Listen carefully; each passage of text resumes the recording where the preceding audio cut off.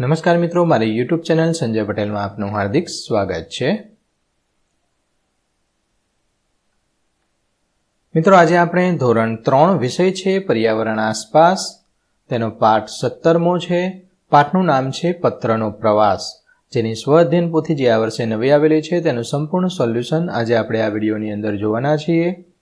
પરંતુ તે પહેલાં જે મિત્રો અમારી ચેનલમાં નવા છે, જેમણે હજુ સુધી અમારી ચેનલને સબસ્ક્રાઇબ નથી કરી, તે અમારી ચેનલને જરૂર સબસ્ક્રાઇબ કરે, વિડીયો લાઇક કરે, શેર કરે અને બેલ નોટિફિકેશન આઇકોન ઓન કરે, જેથી અમારા દરેક નવા વિડીયોની નોટિફિકેશન તમારા મોબાઈલની સ્ક્રીન પર મળી શકે। મિત્રો, આ દરેક વિડીયોનું PDF સ્વરૂપે સોલ્યુશન મેળવવા માટે તમારા મોબાઈલના પ્લે સ્ટોરમાં વિશ્વગુરુ સર્ચ કરી એપ્લિકેશન ઇન્સ્ટોલ કરી શકશો। તદ્દન ફ્રી એપ્લિકેશન છે, કોઈપણ પ્રકારનો ચાર્જ તમારે એપ્લિકેશન વાપરવાનો આપવાનો નથી। શરૂઆતની સ્ક્રીન આવી જોવા મળશે, તેમાં સ્વ અધ્યયન પોથી પર ક્લિક કરી ધોરણ પસંદ કરી વિષય પર્યાવરણ પર ક્લિક કરતા વિડીયોના ઓપ્શન પરથી તમે વિડીયો જોઈ શકશો અને પીડીએફના ઓપ્શન પરથી તમે PDF સ્વરૂપે સોલ્યુશન મેળવી શકશો।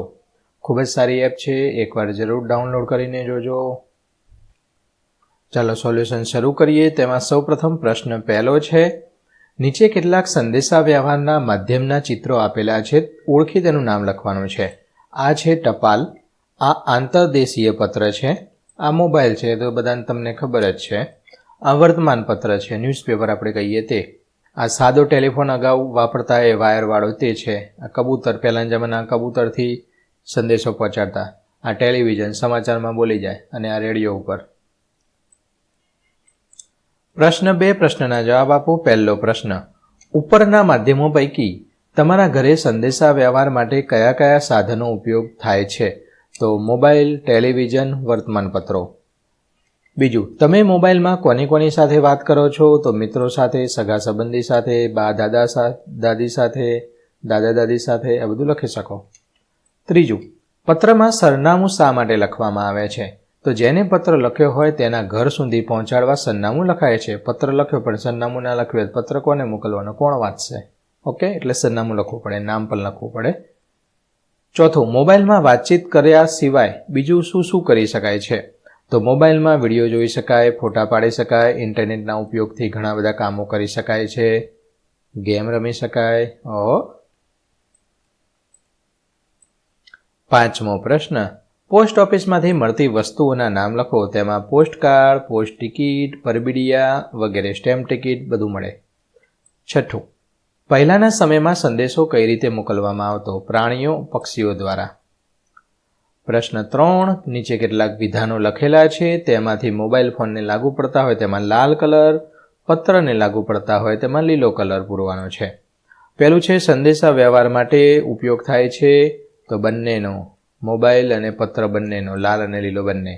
સંગીત સાંભળી શકાય, તો મોબાઈલથી, પત્રમાં ના સંભળાય, લખેલું હોય વાંચી શકાય ખાલી, લખીને સંદેશો મોકલી શકાય તો તેમાં પત્ર આવશે। રમત રમી શકાય, મોબાઈલમાં લાલ કલર, સંદેશા પહોંચાડવા માટે ટપાલ પેટીમાં નાખવામાં આવે છે, પત્ર, ઝડપી સંદેશ મોકલી શકાય છે મોબાઈલથી, અને ફિલ્મ જોઈ શકાય મોબાઈલથી।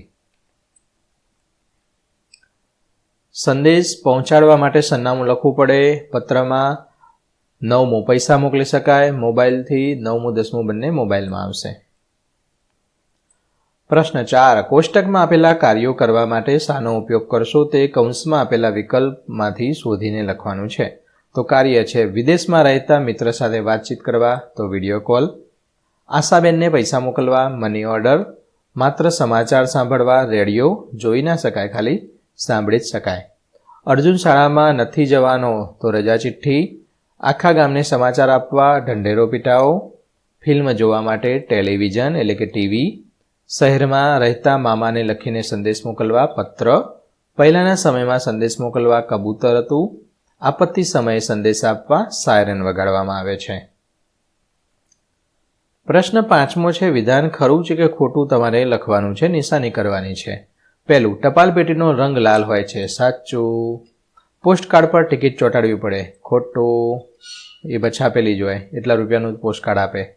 મોબાઈલથી સંદેશ મોકલવામાં સરનામાની જરૂર પડતી નથી, સાચું।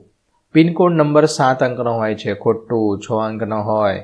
મોબાઈલથી પૈસા મોકલી શકાય છે, સાચું। Google pay, GPay, Google pay જ, ફોનપે છે, વોટ્સઅપમાં પણ મોકલી શકાય, દરેક રીતે. પહેલાંના સમયમાં સંદેશો મોકલવા માટે ઘોડેસવારનો ઉપયોગ થતો, સાચું. કબૂતરનો પણ ઉપયોગ થતો, એ પણ આવે. પોસ્ટકાર્ડ લખીને વિદેશમાં સંદેશ પહોંચાડી શકાય છે, ખોટું. પ્રશ્ન 6. આપેલ વિકલ્પોમાંથી યોગ્ય વિકલ્પ પસંદ કરી ખાનામાં લખવાનો છે. પત્ર વ્યવહાર માટેનો સાચો ક્રમ, તો ઓપ્શન બી જવાબ આવશે. બીજું છે, પહેલાંના સમયમાં સંદેશ મોકલવા માટે શાનો ઉપયોગ થતો? ઓપ્શન એ રાજદૂત. ત્રીજું, પત્ર માટે નીચેનામાંથી શું સાચું નથી? ઓપ્શન સી, સંદેશ ખૂબ જ ઝડપથી પહોંચે છે, સાચું નથી, વાર લાગે. ચોથું, નીચેનામાંથી કયું સંદેશા વ્યવહારનું માધ્યમ નથી? કેમેરા. પાંચમું, મોબાઈલ માટે શું સાચું છે? આપેલ તમામ. પાંચમું, સંદેશા વ્યવહારના કયા માધ્યમનો વધુ ઉપયોગ હાલમાં થાય છે? મોબાઈલનો. સાતમું, તમને ગમતા કોઈપણ બે સંદેશા વ્યવહારના માધ્યમના ચિત્રો દોરી તેના વિશે 2-3 વાક્યો લખવાના છે. ટેલિવિઝન એટલે કે ટીવી. અત્યારે તો એલસીડી આવી ગઈ, આવી ટીવી. આ રીતે તમે આ રીતે છે એને આ રીતે દોરી શકો ટીવી. આ રીતે પણ તમે દોરી શકો ટીવી. ઓકે, તો આ રીતે ટીવી દોરીને અંદર ગમે એવું નાનું એવું ચિત્ર દોરી દેવાનું, આમ ડાગલો ગમે એવું, ટીવી થઈ ગયું. તો આ સંદેશા વ્યવહારનું મહત્વનું સાધન છે. ટેલિવિઝન દ્વારા આપણે દ્રશ્ય શ્રાવ્ય એટલે કે જોઈ શકાય અને સાંભળી શકાય એવી સામગ્રી મળે છે. તે મનોરંજનના માધ્યમ તરીકે ઉપયોગી છે. લોકો મોટા પ્રમાણમાં તેનો ઉપયોગ કરે છે. મોબાઈલ, તો સંચાર માધ્યમમાં સૌથી અગત્યનું સાધન મોબાઈલ છે. ખૂબ જ ઝડપથી તેનાથી ખૂબ જ ઝડપથી સંદેશા પહોંચાડી શકાય છે અને મેળવી પણ શકાય છે. આ સાધનની મદદથી ઘણા કામો સરળ બની ગયા છે.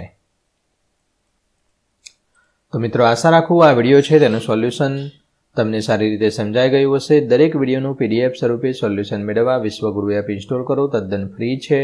કોઈપણ પ્રકારનો ચાર્જ તમારે એપ્લિકેશન વાપરવાનો આપવાનો નથી. ફરી મળીશું આગળના વિડીયોમાં. ત્યાં સુધી આવજો.